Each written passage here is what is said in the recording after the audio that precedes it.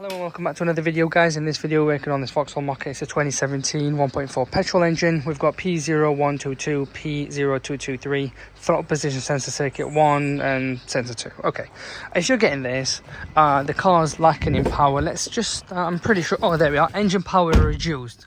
So if we turn the engine on, most likely the car kind of vibrates. I feel the like there, oh there we are. So you've got the one, and it feels very like juddery, not smooth, which I get.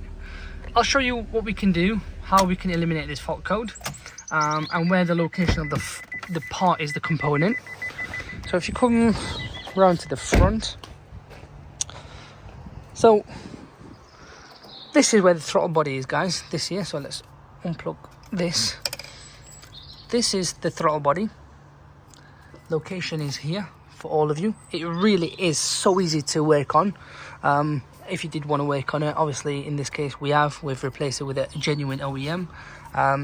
You've got to take this pipe off. You've got these bolts here on either side there and further down as well, but you are far better taking this off, put it to the side, and it's easy access. And then it should come off this. There's a gasket if I'm not mistaken, so don't lose the gasket, and it's a plug and play. But once you've popped it in, pop the sensor on, do a full scan and clear to get rid of the fault codes on there. I mean, the symptoms are, as we said, judders, lack of power, puts you into limp mode. And I've always said, please guys, get OEM genuine parts, not aftermarket. They're known for it. Even the diesel ones are bad for this as well. So like the 1.6 diesel, 2 litre diesel engines, irrelevant. Any diesel car will be the same, but they are known for it to go.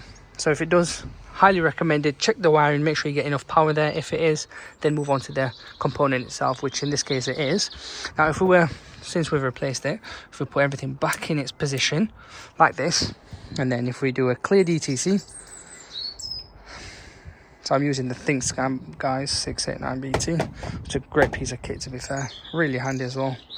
So we've got nothing there, right? So if we come round and if we just jump in the car, obviously we still need to, so